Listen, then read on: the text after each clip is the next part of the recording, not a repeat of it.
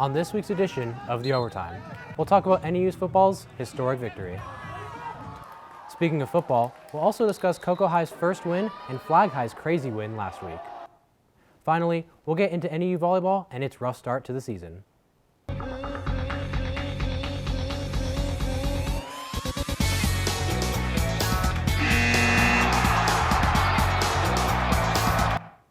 Hello and welcome to the Overtime, Northern Arizona's only sports show.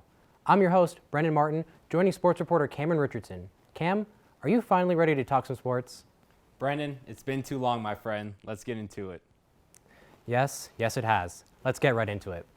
The talk of the town this week has been NAU football, as it did the unthinkable last weekend, beating the Arizona Wildcats in Tucson 21-19. Cam, I was there, but what did you think about this crazy result? Well, Brenden, after a sour start to the season for the Lumberjacks, Saturday night saw a complete 180 twirl for NAU football as they became the fourth Big Sky team to score a victory over an FBS opponent this season. However, I'd say this is the biggest of the four as NAU took out an in-state rival, which could draw prospective recruits to Flagstaff. It was also NAU's first victory over the Wildcats since 1932. NAU got key performances from senior linebacker Harrison B. Miller, who collected 4.5 tackles for loss and forced a fumble. Grad student DJ Arnton had some awe-inspiring punts to pin Arizona deep in their territory. B. Miller earned Big Sky Defensive Player of the Week, while Arnton earned Big Sky Special Teams Player of the Week.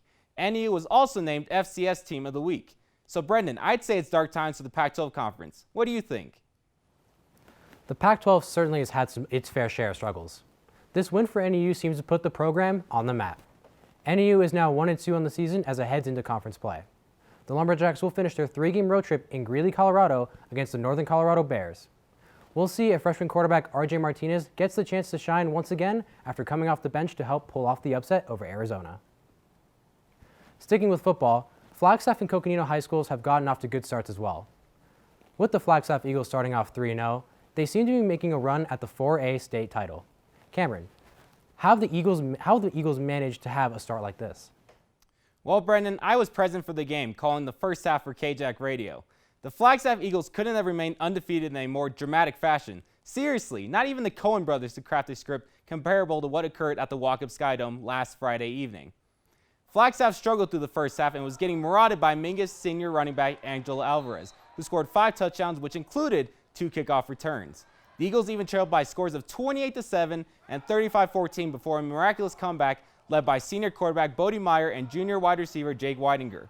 The duo connected on a touchdown late in the fourth to draw even with Mingus, before finding each other again on the game-winning touchdown with seconds to go. Flag gambled with an onside kick that they recovered to set up the final drive. The Eagles went on to win 49-42 in a game that will be talked about in the high country for years to come. I don't know about you, Brenden, but the Eagles continue to make Flagstaff no country for marauders. The Flagstaff Eagles are certainly raising Arizona to new heights with wins against Camelback, Washington, and now Mingus. They look ahead to their first road trip at the top of the hour when they travel to Phoenix to take on the 2-1 Thunderbird Titans. You can listen along on CAF Country 93.5 AM 930 radio or online at caflegends.com, where I will be sideline reporting at the game.